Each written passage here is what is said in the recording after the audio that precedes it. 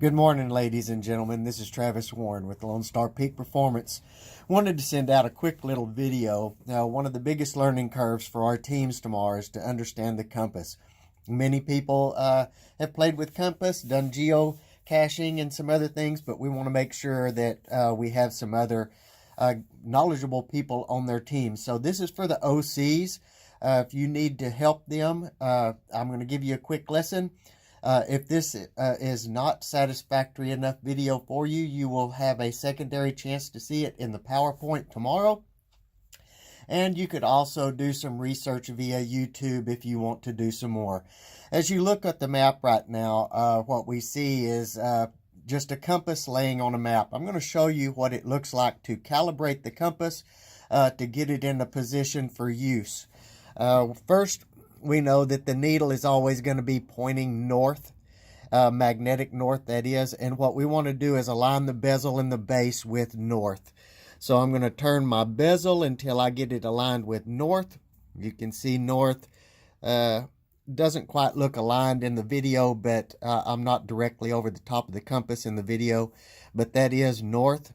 Then I want to turn my base so that I see that the base arrow, north, and my needle is all pointing in the same direction. That is where we say we've calibrated the compass and we're ready to shoot an azimuth.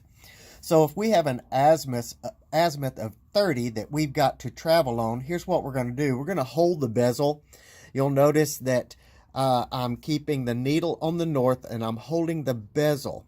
That's same thing as saying keeping the dog in the doghouse. And what I want to do is I want to hold this in place, keeping the dog in the doghouse, and I want to move my base until you see that white line inside the bezel move to 30. If that's our azimuth, that's what we want, this white line. You're going to see a white line appear moving back and forth inside the bezel, and align it over 30. Make sure our dog's in the doghouse. And now, as long as we walk and maintain the dog in the doghouse, but we're walking in the direction of our base, we're staying on our azimuth. So if all of a sudden we find ourselves, our needle's not in the doghouse anymore, then we are obviously not on our azimuth anymore. They can be off considerably because the cone of deviation gets worse and worse and worse the farther they go.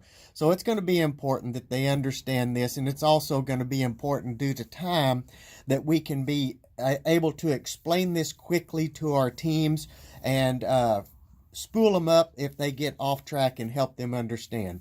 I hope this was a great video for you. If you have any other questions as the day goes on, or you want to talk to us in depth tomorrow morning, don't hesitate to grab us. We will have a team brief with you, but if you want that extra time with me, just ask for Travis.